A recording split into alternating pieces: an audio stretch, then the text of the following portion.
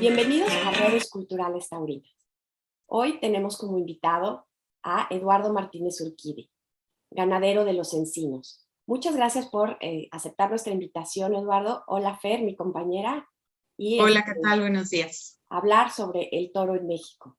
Pues al revés, a ustedes, Fernanda, Ángeles, muy agradecido con que me hayan invitado a Redes Culturales Taurinas. Es para mí un honor, y más con dos guías de este programa tan guapas, tan taurinas, tan entusiastas por la fiesta. Las conozco bien y sé que no nomás hacen esto, sino hacen y luchan por la fiesta y defienden la fiesta, cosa que todos les agradecemos muchísimo. Muchas gracias. Bienvenido, Eduardo. Yo les platico un poquito quién es don Eduardo Martínez Urquidi. Es notario público número 56 en la Ciudad de México y también es propietario de una de las ganaderías de mayor prestigio en México, Los Encinos. Esta ganadería fue fundada en 1991 con 80 vacas de San Martín y 2 toros de la misma procedencia. En el año 1996, al darse la posibilidad de importar ganado de España, se traen animales de sangre de Buen Día y Camino, origen Santa Coloma. En aquella ocasión se importaron 22 vacas y 2 toros. En 1997 se importaron 8 vacas más. Y posteriormente se compran a San Martín 8 vacas más de las importadas por esta ganadería. La importación de la sangre Santa Coloma la hicieron las ganaderías de Santa José, San Martín y Los Encinos. El debut de esta ganadería se da en 1996 en Puerto Vallarta, en una novillada. Y en la Plaza México debuta en el año 2000. Desde entonces es una ganadería que generalmente está en las principales ferias del país y que ha logrado triunfos muy importantes, aparte de ser madre de un número importante de ganaderías en el país. Bienvenido, Eduardo. Un poco para entrar en contexto.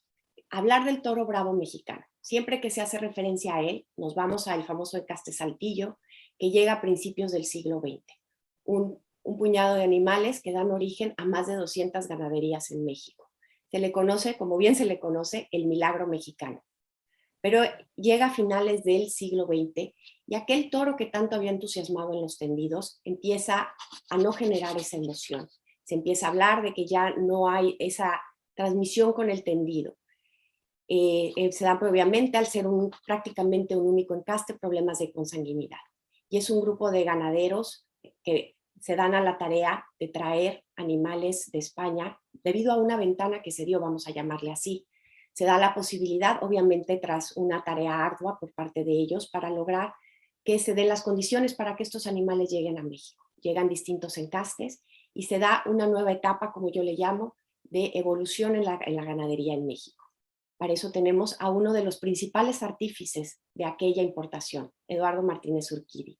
¿Tú cómo viste este detonante? Tenías muy poco de haber empezado tu andadura como ganadero, unos cuantos años, cuando sé que haces toda una labor para ir a tratar de que se abran estas fronteras. Había estado cerradas por más de 50 años debido a la fiebre aftosa y llega ganado y querían traerse ganado para, como decía, combatir todas estas cosas que ya se estaban viendo en el toro mexicano desde hacía varios años. ¿Tú cómo lo vives? ¿Cómo se empieza a explorar esta alternativa desde tu punto de vista? Coincido contigo en todo lo que has dicho y por qué mi inquietud por meterme en esto y por qué mi inquietud en realizarlo. Desde muy niño yo iba a San Mateo. Mi papá era muy amigo de Antonio Yaguno, entonces desde muy niño iba yo a San Mateo.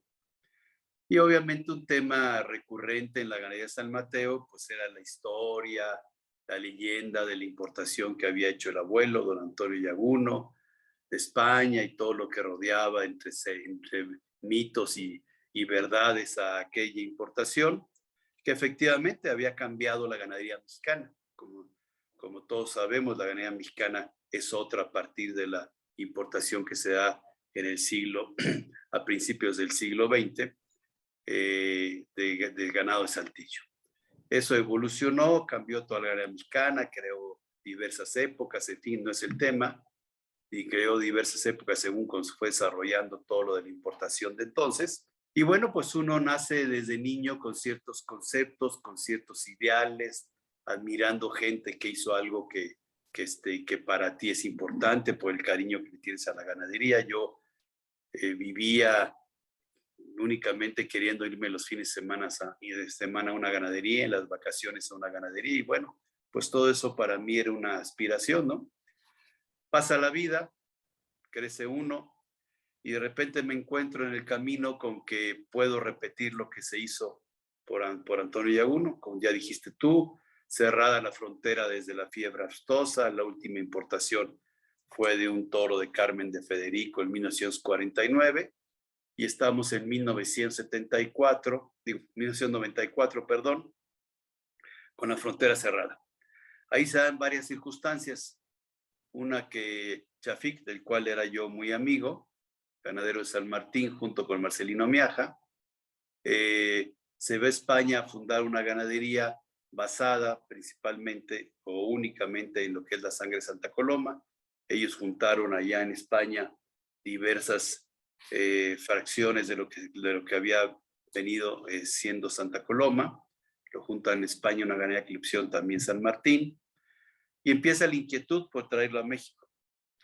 Yo estoy con ellos en el año de 1994, en septiembre de 1994, cuando ellos reciben su finca en España y reciben las primeras vacas que habían comprado a diferentes ganaderías que de origen Santa Coloma. Y me voy a pasar una semana en España para ver todo este proceso. Y cuando estoy allá, al calor de los acontecimientos, con la frontera, por supuesto, cerrada, sanitariamente no se podía importar. Como dije, desde el 49 no se había importado, ni había ninguna posibilidad en ese momento de importar a México. Ya había habido intentos de gente pues muy importante económica y políticamente y no lo había logrado. No se puede, y entonces ahí al calor de los acontecimientos, como siempre pasa eso, en la euforia del momento, pues empiezo yo a comprar vacas. Y yo siempre había tenido en la cabeza la ganadería de Paco Camino, por circunstancias especiales, que si nos da tiempo la platico, no quiero alargarme tanto, y la había seguido, que no era una ganadería prácticamente, no es una ganadería y no era una ganadería que lidiara en las plazas, lidiaba principalmente en festivales, todo. ¿Por qué? Pues porque el maestro Camino, dicho por él una y otra vez, no quería volver a sufrir una plaza de toros. Y entonces tenía su ganadería para pasarla bien, para echar festivales, pero no para sufrir. Entonces, por eso no lidia prácticamente lidia algunas novilladas o lidiaba algunas novilladas y corridas de toros, nunca lidiaba. Pero una gran ganadería a la cual yo seguí mucho porque me enteraba mucho por los toreros mexicanos que iban allá de su comportamiento. Siempre me interesó mucho y la seguía yo.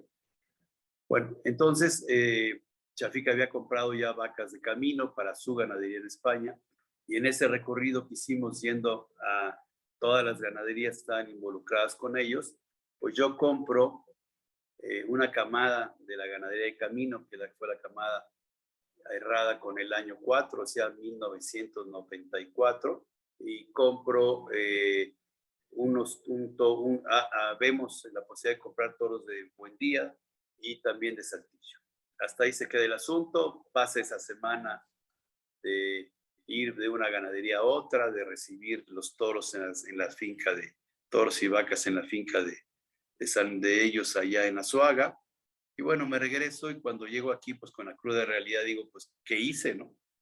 ¿Qué hice? Compré una punta de vacas en España, sin ninguna posibilidad de traerlas a México, sin finca en España y sin ningún interés de poner una ganadería en España. Económicamente nunca ha estado una posibilidad de ese tipo. Y pues pasada la cruda, dije, ahora me pongo a trabajar.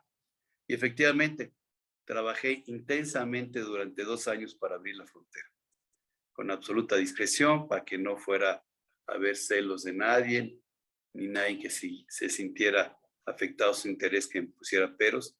Y trabajé intensamente con técnicos, políticos, autoridades mexicanas, autoridades americanas, hasta autoridades canadienses, autoridades españolas, con todos para poder hacer la importación. Se alinearon los astros, como siempre pasa en ese caso. Después de trabajar las cosas empiezan a facilitarse. Se alinearon los astros porque vino la entrada a la Comunidad Económica Europea por parte de España y entonces sanitariamente España tendría que cumplir ciertos requisitos. Uno de ellos era que fuera declarada por la comunidad libre de fiebre aftosa, que era uno de los principales motivos por los que no podría entrar a México. Entonces, declarada libre de fiebre aftosa, el convenio México, Estados Unidos, Canadá, ya sanitario que había primario, permitía ya que un animal sin aftosa pudiera venir a México, porque hay que decir que la importación de bovinos estaba prohibida del Canal de Panamá hasta Alaska, no nomás era México, por supuesto. Entonces, se empiezan a alinear las cosas en España a este respecto y en México también, porque se empieza a dar también el Tratado de Libre Comercio, como ustedes recordarán. Y al darse el Tratado de Libre Comercio, se empieza a emparejar la cuestión sanitaria entre Estados Unidos, México, Canadá, y los protocolos sanitarios para importaciones y exportaciones también se tienen que emparejar en virtud del tratado. El hecho muy concreto, si no me voy a ir toda la hora en esto, es que de que en finales de 1994, cuando empecé a hablar con autoridades mexicanas, en que me dijeron pues, que no se podía, ¿no? Aquí hicimos la importación, que las vacas llegaron a México en noviembre de 1996. Pasamos de que, ok, puedes traer las vacas, pero tienes que hacer la cuarentena en una isla en Canadá. Comprenderán ustedes el costo y la locura. Luego, puedes hacer la cuarentena en una zona cuarentenaria que está cerca de Nueva York. Es una locura. Los requisitos son, no se imaginan los requisitos. Fianzas, mandar un vaquero a vivir 6 meses antes de Estados Unidos, una serie de cuestiones sanitarias, en fin, inalcanzables económicamente e inoperantes sanitariamente. De ahí, todo ese camino recorrí hasta que pasamos la cuarentena. También me dijeron poner una zona cuarentenaria en el lago de Texcoco, a tu costa, junta a importadores de todo tipo de ganado. Ajá. Y dije tú, y con la supervisión de la Secretaría, y dije tú y que quieras la zona cuarentenaria que será de la Secretaría, pero ustedes la dirigen, ustedes la mantienen, ustedes son responsables. Eso en el lago de Texcoco. De eso fue evolucionando hasta lograr que la cuarentena se hiciera en el rancho, o sea, se hizo ahí en Los Encinos. Así evolucionó, se hizo ahí en Los Encinos con los requisitos, con todos los requisitos que nos marcaron. Y cumplimos todos los requisitos sanitarios, tanto aquí como en España, que fueron muchos también en España, por parte del gobierno mexicano hacia España, ¿sí? Okay. Se cumplieron todos, fueron veterinarios mexicanos a España a instalar la cuarentena, fueron veterinarios mexicanos a desinstalar la cuarentena y venirse con las vacas en el avión. Y bueno, esa fue la primera puerta que se abrió en 1996. Después, el año siguiente, a principios de 97, o en el año 97, se hicieron otras exportaciones, que vinieron otros encastes. En pocas palabras, aquí vino el encaste principalmente que se conoce en general como el encaste de Santa Coloma, vía Buendía, vía Camino, vía Ignacio Pérez Tabernero, que trajo Chafik y que trajo Arturo Jiménez, vía Coquilla. Yo solamente traje Camino y Buendía, ¿sí? También vino un toro de Saltillo, toro de la ganadería de Saltillo también vino a México. Y los demás, en el 97, cuando seguía la ventana abierta para hacer importación, los otros importadores, si no mal recuerdo, pues fue Barralba, que importó junto con Javier Garfias lo de Atanasio Fernández, Barralba Señores Álvarez, luego fue Joselito el torero con Martín Arranz, que se asociaron en México con los propietarios de La Joya y trajeron también bastantes vacas de la ganadería de Joselito y Martín Arranz en España.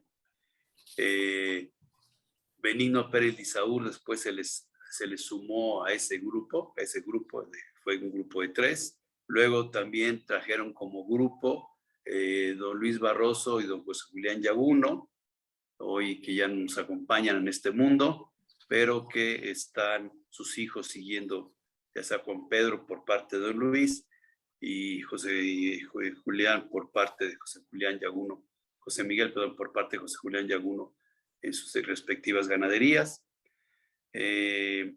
También trajo el señor Moro de su ganadería en España, se la trajo casi toda para acá. Los Fontanet trajeron algo, unas cuantas vacas que trajeron también. Obviamente en la segunda importación también se sumó la ganadería de don Sergio Hernández, Rancho Seco, se sumó, trajo con nosotros vacas y también trajo Morube. En fin, que yo recuerde, más o menos fuimos los importadores. O sea, la primera fue en 97, pero en 96, que fuimos nada más San José, San Martín, Los Encinos. Trajimos, números redondos, 80 vacas, 20 y tantos machos en un avión, los trajimos. La siguiente importación, avión completo. La siguiente importación fue en 1997, en que vinieron varios aviones. Nosotros trajimos, Arturo Jiménez trajo 14 vacas, Rancho Seco, yo traje 7 vacas, Rancho Seco trajo 14 vacas también, 7 Santa Coloma, 7 Morube, y vinieron algunos toros, ¿sí? Después, en el caso particular mío, yo le compramos a Arturo Jiménez y yo prácticamente 2 años después de la importación. Le compramos prácticamente todas las vacas importadas a Chafí porque teníamos un contrato de preferencia entre los tres en cuanto a la compra. Le compramos todas las vacas, Arturo le compró la mayoría, yo le compré otras y por eso yo acabé trayendo entre angas y mangas, acabé trayendo 36 vacas, ¿sí? Esa es la historia de la importación. Ya nos hablaste un poco de las dificultades que encontrabas de este lado, ¿no? Los requisitos que pedía el gobierno mexicano. Yo quiero preguntarte si en España los ganaderos se mostraron dispuestos a vender animales, si estaban interesados en estas mezclas. ¿Encontraste apertura de aquel lado y apoyo? Sí, sí, en España no hubo problema, ni con las autoridades ni con los ganaderos. Realmente mi trato con los ganaderos en ese momento fue menor que el que tuvo Chafik. Chafik tenía mucha relación con el señor Buendía. Mi trato fue con Camino, con él sí tuve trato. Con los dueños de Coquilla también Chafik tenía trato. Con Palomo Linares por lo de Graciliano también había trato, ¿no? Ellos estaban muy dispuestos e interesados y pues para ellos, aparte de tener el interés taurino, pues era un negocio. Y han seguido dispuestos los ganaderos españoles. A mí muchas veces me han vuelto a decir que ojalá se pudiera hacer otra exportación, ¿no? Por supuesto. Y algunos tienen interés en hacer importación también de aquí para allá. Lo que nos has contado es la labor titánica de lograr esa apertura, toda la parte administrativa, lidiar con el gobierno mexicano y todo lo que nos has contado. Pero ahora llega la segunda parte. Ya llegaron los animales, ya los tienes en cuarentena, pero aquí ya tienes un encaste mexicano, un Saltillo. Traen encaste, como tú has mencionado, ¿no? Sí, Santa Coloma, Domecq, los Atanasios, etcétera.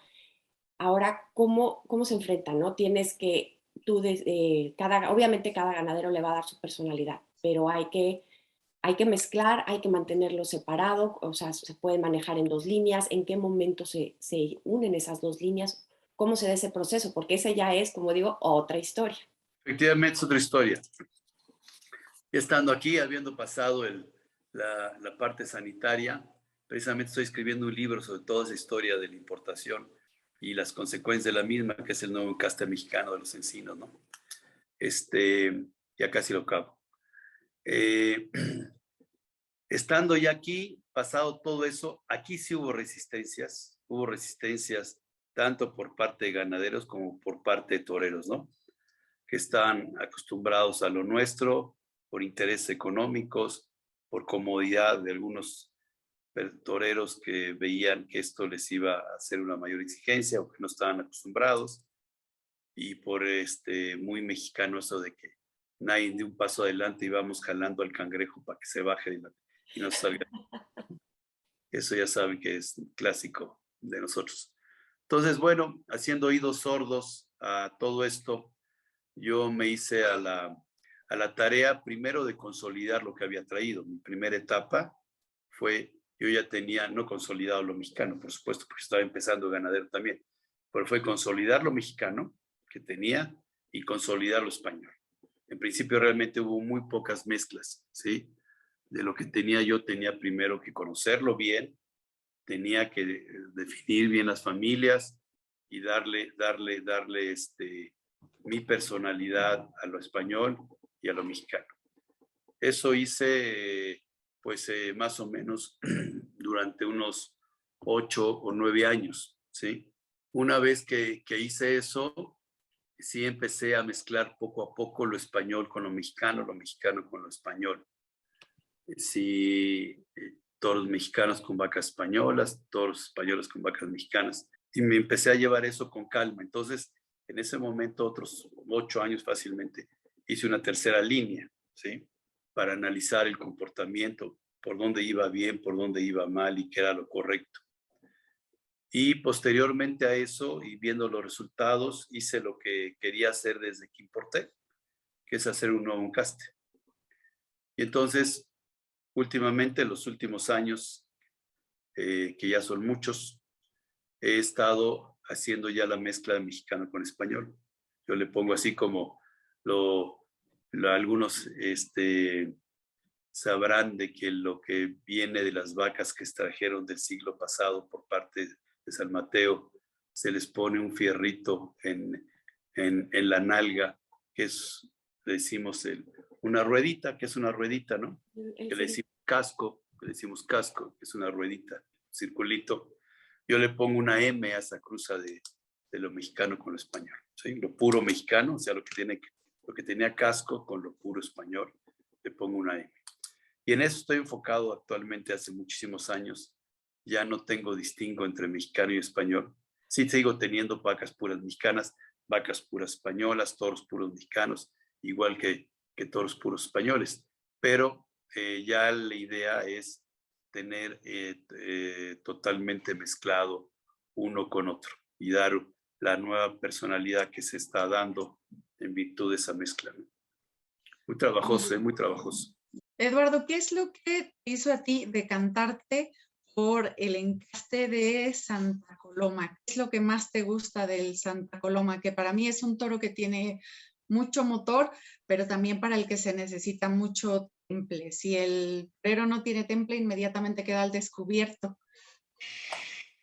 Sí, pues mira, obviamente con lo que les platicé al principio de niño, tenía una inclinación natural a lo que venía de Saltillo y a lo que había venido de España, ¿no? Entonces, bueno, sea como sea, la mezcla de lo que vi, las pocas vacas que vinieron de España por parte de Saltillo y los poquísimos toros, porque acabó padreando nada más 2 toros toda la ganadería mexicana, pues demostró que Saltillo tenía una gran capacidad para mezclarse, eso no hay duda. Se mezcló aquí con todo lo criollo que había de diferentes, acuérdense que había no nomás criollos, sino que los ganaderos mexicanos se quedaban con toros que sobraban de las corridas que se importaban de España y habían padreado de todo, ¿eh? Habían padreado Morubes, Parladés, Miura, Saltillo, habían padreado de todo. Quizá lo que menos se había padreado era Saltillo. Pero entonces, eso había demostrado que Saltillo tiene una gran capacidad para mezclarse con todo, primero. Segundo, era un encaste muy definido, el de Buendía, porque Santa Coloma fue un gran ganadero, sin duda fue un gran ganadero que hizo un encaste nuevo. La mezcla de Saltillo con Ibarra, Parladé y Morube, prácticamente. Y estaba muy definido, aunque no muy bien manejado a esas alturas ya. Había venido a menos. Durante muchos años estuvo en manos de los señores Buendía, en la primera etapa muy bien manejado, y en la segunda etapa yo supongo que por asuntos familiares en que ya intervenía mucha gente no tan bien manejado, pero eso fue lo que principalmente me motivó, ¿sí? Yo quería seguir con lo mismo, no tuve la tentación entonces de haber importado algo de lo que viniera, pues principalmente lo que ahora es un encaste en España totalmente definido, que es Domecq, ¿no? Si hoy Dios me dijera vas a vivir 70 años más, que son los que tengo, importaría y haría una ganadería paralela con algo de lo Domecq. Me divertiría mucho también, ¿eh? Por divertirme, no por quitarle categoría al otro, por divertirme y hacerlo a la mexicana. Yo admiro mucho y soy buen amigo de varios ganaderos españoles. unos de ellos son de esta Encaste, así como soy muy amigo, por ejemplo, de Álvaro Martínez, que tiene la quinta, y de Victorino Martín, que también tiene todo su bien en Santa Coloma. Pero por eso me decanté por lo que viene de Saltillo, Santa Coloma, ¿sí? Y creo que yo estoy contento. ¿Qué problema tiene Santa Coloma? Santa Coloma efectivamente, como tú dices, tiene varios problemas. Uno de ellos es que mal manejado los toros te sucean mucho y te salen con la cara arriba al final del muletazo. Si eso no lo quitas, en definitiva, ese problema, ese gen lo traen muy fijo. Si eso no lo quitas en la selección, se te manifiesta mucho. Tenemos ganaderías mexicanas a las que les pasa mucho eso, y eso viene de Saltillo, ¿eh? No viene estrictamente de Santa Coloma. Viene, es un defecto de Saltillo originalmente, que Antonio Yaguno, digas San Mateo, lo superó muy bien, y otros que tuvieron eso no lo superan, no lo han superado. Y en España lo ves, en España se manifiesta. Lo que pasa es que vemos muy poco Saltillo en España, pero así le pasa también. Y vemos más Santa Coloma, que también le pasa eso. Pero se puede superar con selección. Tiene ese defecto, y luego en alguna época tuvo el defecto de que duraba muy poco, muy contrario a lo mexicano, ¿sí? Duraba muy poco. También otro defecto es que son muy contrastantes. A veces humillan mucho y a veces humillan muy poco. El toro medio no existe casi en Santa Coloma, por lo mismo, por la selección que hubo durante muchos años equivocada.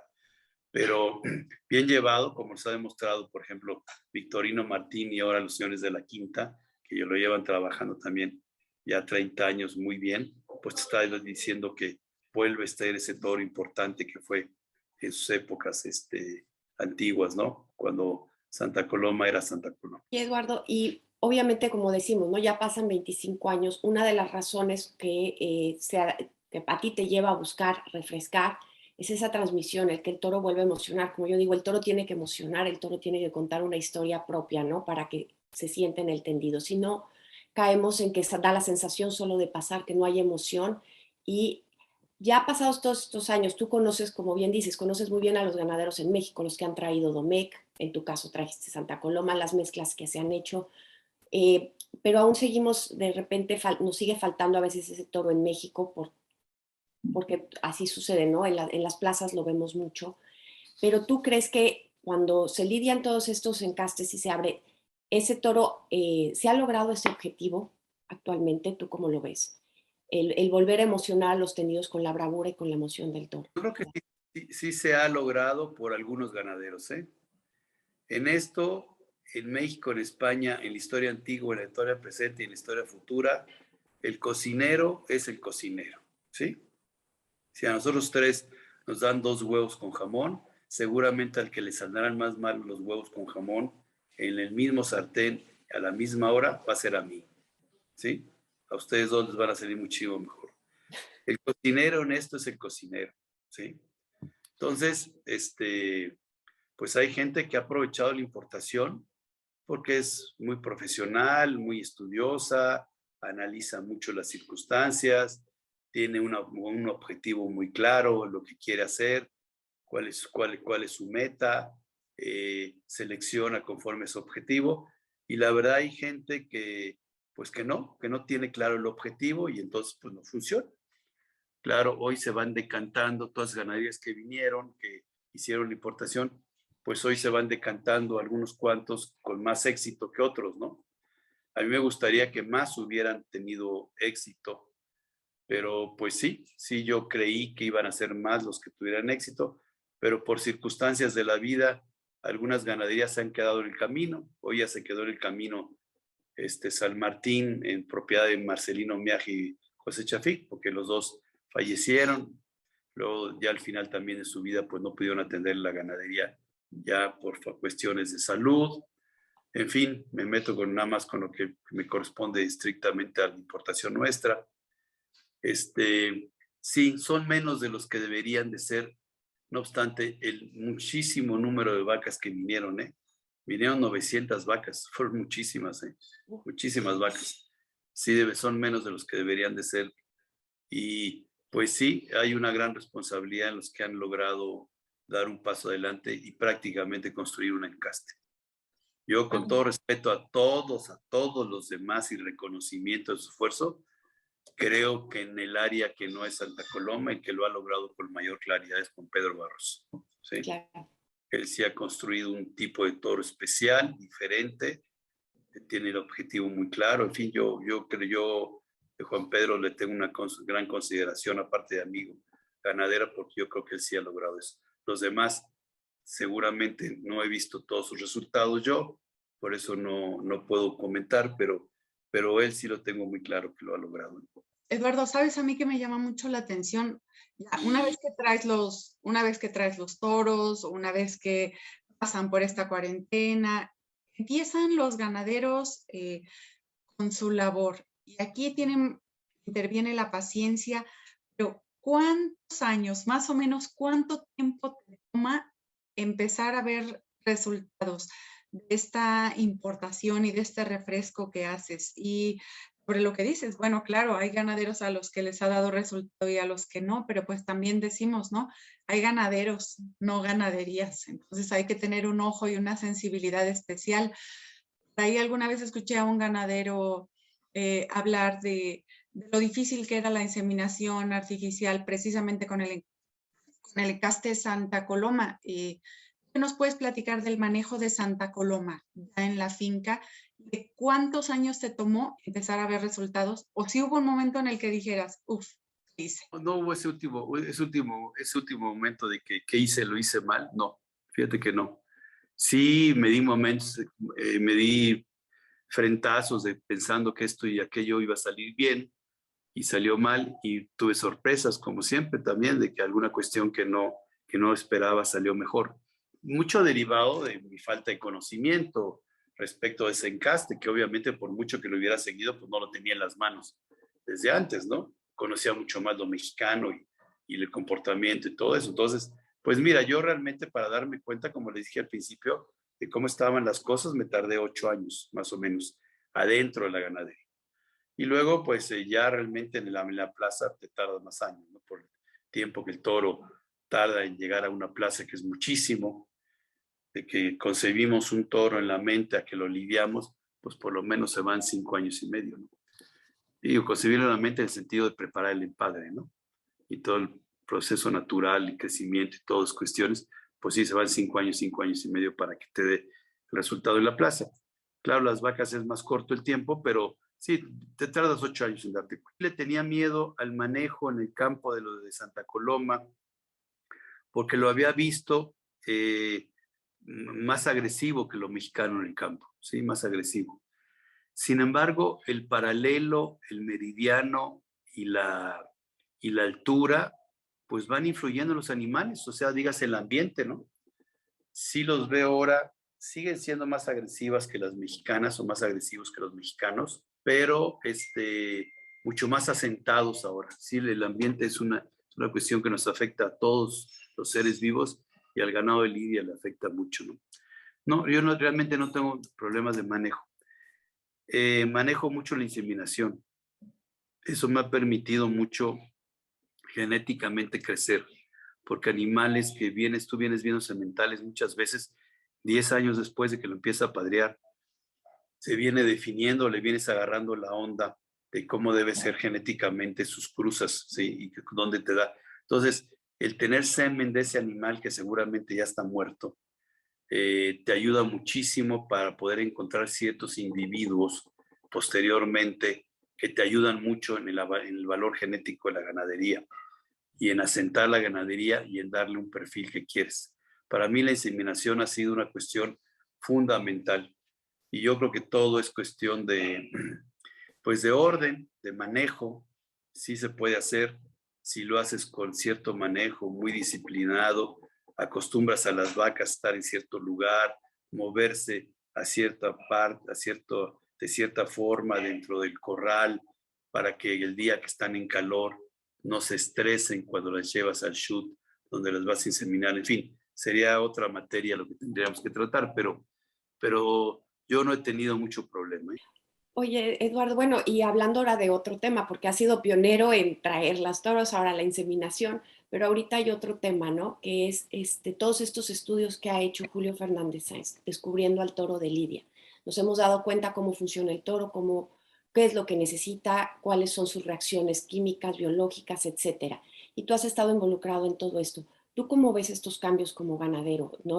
Todos tenemos que evolucionar, como hemos dicho aquí varias veces, no se está tratando de eliminar la sangre, ni muchísimo menos, ni se está tratando de quitar tercios de varas, para nada, ¿no? Es sencillamente evolucionar con la información que tenemos hoy en día y adecuarnos a todos estos conocimientos que nos han proporcionado tantos años de estudio por parte de estos científicos. Sí, yo estoy totalmente de acuerdo con Julio, ¿eh? Tenemos una estrecha relación, a tal grado que hicimos nosotros lo que se llamó entre Germán Mercado, Manuel Sescos, Juan Pedro Barroso y un servidor, hicimos allí en Los Encinos lo que llamamos las tientas técnicas, que fue lidiar 6 corridas de toros, bueno, una noviada y 5 corridas de toros en 3 días con las figuras del toreo mexicanas, con los toreros mexicanos participando ahí en el rancho con toda seriedad, con todo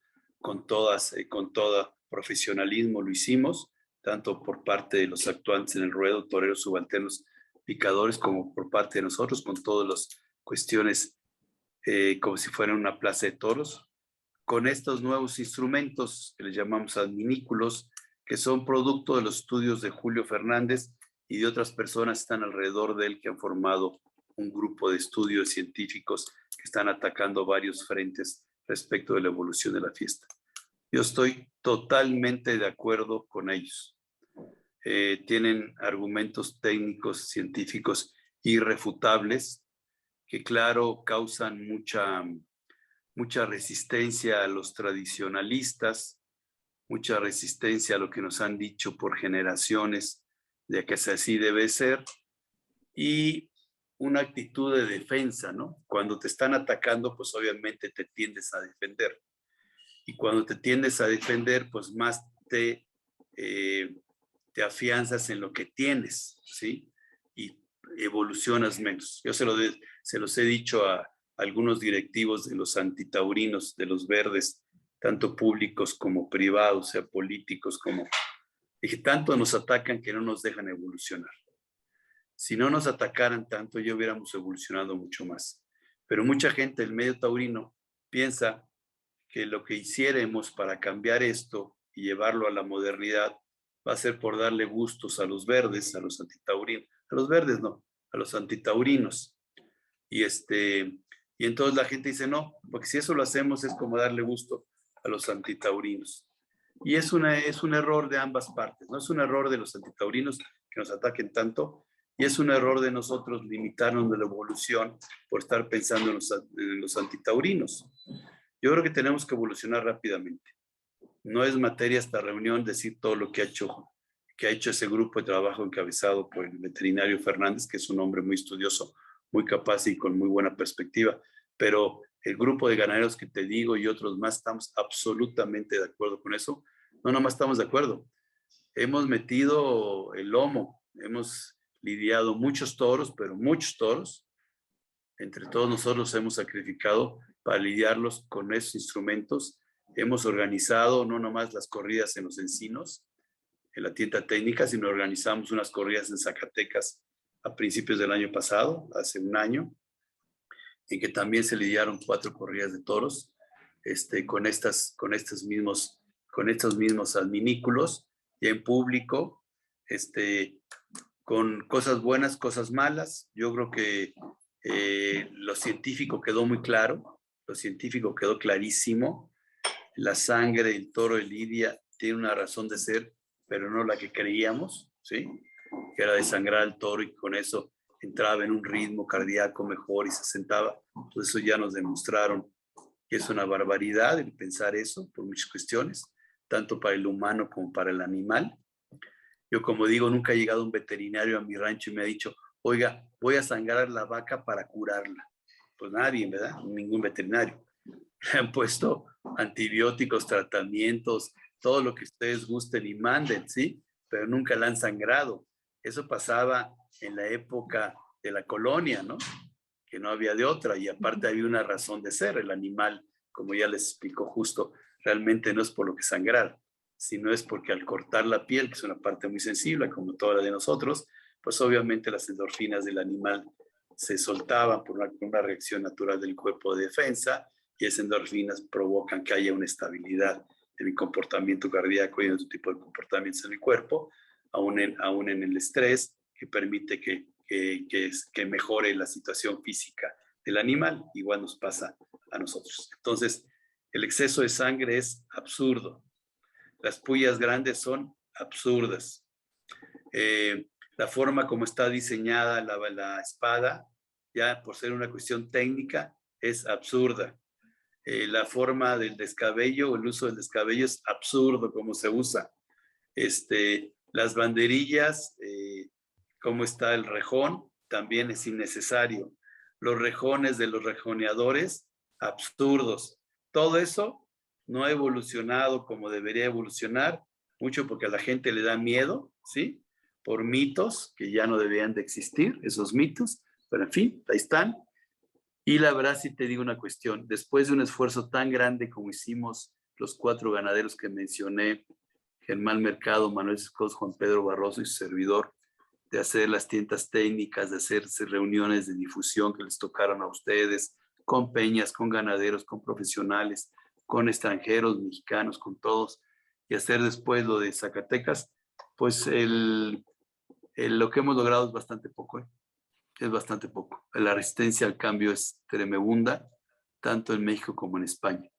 Tendrán que venir nuevas generaciones, nos va a tocar nada más a nosotros empezar el trabajo, y van a venir seguramente nuevas generaciones como ustedes, con el impulso de ustedes, que lo van a lograr.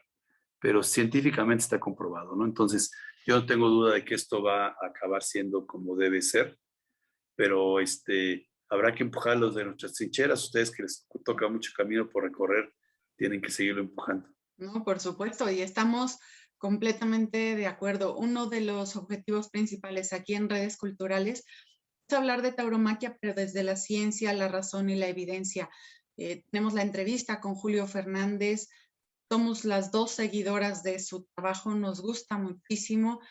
Estamos en completa sintonía contigo y con ese grupo de ganaderos, ¿no? Porque está probado científicamente, y yo te puedo decir desde otra área, desde la historia, precisamente la historia de la tauromaquia desde su institución en el siglo XVIII, tal y como la conocemos hoy, es una historia de constantes cambios y evolución. Esto de que no cambie la fiesta y el miedo y la resistencia es una creencia limitante que tenemos que vencer, pero bueno, seguimos trabajando, ustedes desde su trinchera, como bien dices, y nosotros desde la nuestra, dando información científica, ofreciendo evidencia, y la cantidad de foros que hay en esos estudios es importantísima. Cualquiera puede decir, no, eso no es cierto. Bueno, muy bien, presenta tus estudios, más de 1,800 toros y novillos, entonces se muestra que no es cierto lo que ellos están diciendo, ¿no?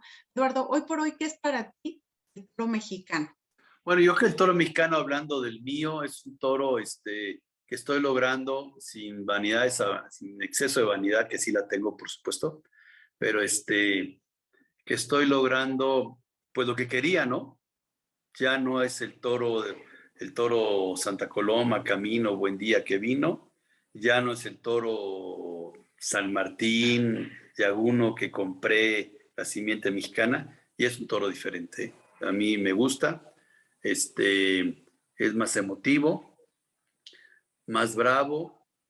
Sí, peleo mucho, busco mucho, pienso mucho, me centro mucho en lograr que siga manteniendo mucha clase, la clase del toro mexicano. No es fácil, obviamente no es fácil, porque una cosa y la otra no siempre jalan juntas, pero pero lo sigo manteniendo. No puedo soportar un animal soso, como se nos soció la ganadería mexicana por la falta de refresco. Un animal rajado en tablas también es un grave defecto. No soporto un animal que salga con la cabeza arriba después del muletazo. Es un defecto que trajimos de España en lo Santa Coloma. Lo quito siempre. Nobleza la tienen ambos animales, muy, muy contrario a lo que dicen esto, y luego son los mitos, porque le pegan una cornada a un torero, lo quieren hacer, lo quieren magnificar. Es muy noble, es muy noble el Saltillo y el bien manejado, obviamente, pues, si eres un mal ganadero, pues no sabes, no confundes genio con bravura y todas las cuestiones, pues obviamente acabas teniendo el resultado que se tiene. Pero el toro bravo Saltillo, el toro bravo Santa Coloma es muy noble. Dicen que es muy certero el Santa Coloma, pues yo no lo he visto aquí. El otro día le pegó una cornada a Gili, un novillo por desgracia en el último momento. Y pues eso ya oí comentarios que el Santa Coloma es muy certero y no perdona. Pues tampoco perdonó el día anterior el Domecq, que le había pegado una cornada a un matador de toros y uno y otro, ¿no? Son las circunstancias de la vida, los toros están para eso, y cuando el torero comete un error, como en los dos casos, pues el toro te tira y pues te pega. Hay unos toros más certeros que otros naturalmente. Te tira y te pega, y si tienes la mala suerte que te pegue, pues te pegó, es el grave riesgo y la realidad y la maravillosa realidad de la fiesta, ¿no? Si no, cualquiera seríamos toreros y no solamente unos cuantos privilegiados que lo pueden ser, ¿no? Creo que mi principal fundamento va a ser, me voy a repetir como todo mundo, pues que, mira, yo califico mucho con bases numéricas, alfanuméricas, ¿sí? Que después lo llevamos a valores genéticos esperados con genetistas. Y eso me da después resultados matemáticos de valores esperados en el comportamiento futuro de las siguientes generaciones de los animales, ¿sí? Eso no es un invento mío, por supuesto. Es un invento que se ha hecho desde hace muchos años y que se ha podido avanzar en él muchísimo en la parte genética desde que tenemos las matrices de computadoras muy grandes en que puedes meter muchos datos para llegar a conclusiones. Y esos valores genéticos esperados se manejan en leche, se manejan en carne, se manejan en carne de caballos, se manejan en carne de porcinos, en carne de bovinos, en carne de caprinos, en cantidad de leche. En fin, es realmente interesante, todo de acuerdo con lo que tú vas buscando y calificando. Esto lo empezó Juan Pedro Domecq en España. Sí, ahí están sus libros. Y lo copió, no digo, tampoco fue invento de él, ¿eh? Lo copió de los genetistas americanos principalmente y algunos europeos, pero principalmente en Estados Unidos, ¿sí? Eso se llama valor genético esperado. Entonces, yo califico el comportamiento del animal en el caballo, en dónde pelea en el caballo. Sería una plática especial de cómo tiento, de dónde pelea en el caballo, de dónde se arranca, y le voy dando valores numéricos a todo eso, así como califico el comportamiento del animal en el muletazo. ¿Qué califico? Califico dónde pone la cara, a qué altura la pone la cara y con qué características. Cada una de sus calificaciones tiene un número. Califico el recorrido del animal durante el muletazo. Califico cómo dobla, qué tanto dobla las manos el animal durante el muletazo. Y al final califico algo que solamente tenía el toro mexicano antes, que hoy ya lo tiene el toro español por selección, que es cómo remataba el animal el muletazo al final. O sea, el echar la cabeza hasta abajo al final siguiendo la muleta es una cuestión que empezó con lo mexicano, y yo creo que un precursor de eso fue Antonio Yaguno, el mudito, el Torrecilla, ¿sí? Que él, ustedes no lo conocieron obviamente, pero él, que de mudo no tenía nada, porque era muy hablantín, era una maravilla de persona, y él tenía muy obsesionado la cuestión de que el toro al final del muletazo tenía que echar la cabeza abajo. Ese evolucionó, que le empezó él, que siguió después, bueno, que empezó en Torrecilla, que siguió con José Julián Yaguno, que lo vio Mimeaguapa, que lo vio Javier Garfias, que lo vio San Martín. Eso es mexicano. Hoy los ganaderos españoles lo han hecho, por imitación al toro mexicano, y platicas con ellos, con los grandes ganaderos españoles, lo platicas. Es una aspiración que han logrado. Creo que es la mejor camada de ganaderos que ha habido en España esta. Y han logrado cosas muy importantes, pero eso es mexicano. Entonces eso califico el recorrido, la coordinación de manos, dónde pone la cabeza y cómo finaliza el muletazo en la muleta. Eso numéricamente me da un valor genético esperado, y yo puedo saber más o menos, ¿sí? Aparte entra la intuición, que el toro número 25 con la vaca número 32, según lo que esté yo buscando en ese momento en la ganadería, ¿sí? Me puede dar un comportamiento con la cabeza muy baja en el momento de investir la muleta, o el recorrido muy largo, o las manos muy coordinadas, según lo que yo esté buscando en la ganadería en ese momento, ¿sí? Que la ganadería evoluciona, y entonces no puedes irte solamente por un lado, tienes que ir compensando unas cosas con la otra, por eso tienes que estar estudiando, viendo, analizando. Y eso sí le dedico mucho tiempo, me ayudo por genetistas, por 2 genetistas muy importantes. Joel Domínguez es uno, que es un genetista muy importante, de Chapingo él, y Jorge Hidalgo, que también viene de ahí, alumno de Joel, y hoy con 3 doctorados en la Universidad de Cornell, si no me equivoco, precisamente sobre todos estos temas. Y por ejemplo, él hizo su tesis doctoral sobre los estudios hechos en mi ganadería respecto de todo lo que estoy platicando, ¿no? Gente muy importante, muy estudiosa. Y lo hago cada año mando mis datos, me dan un reporte. En estos días estoy mandando mis datos antes del empadre, que el empadre lo hago en junio. Mando mis datos, me dan el reporte y ya nos ponemos a platicar entre los 3, qué pasó el año pasado, qué no pasó, qué evolución hubo, qué evolución no hubo. En fin, es divertido, muy divertido, muy... A mí me gusta este tipo de cosas, me gustan mucho y creo que tienen resultados. No, Eduardo, la verdad es que era importante conocer todo esto, ¿no? Para mí, cuando, como lo acabas de decir, clarísimo, ¿no? Cuando hablan de que la embestida mexicana y lo que estamos viendo es un toro que no transmite, un toro soso, un toro que no da la sensación de que pase, no, yo creo que la embestida tiene que transmitir y vaya que lo hizo el toro mexicano, pero había que refrescar. Y toda esta historia que cuentas, ahora sí que labor titánica, como le llaman, ¿no? No nada más traerlos, ahora había que mezclarlo con lo que había aquí. Y como dices, desgraciadamente no se dio con más ganaderos. Los que lo han hecho han persistido y han creado lo que yo llamo un nuevo encaste del toro mexicano.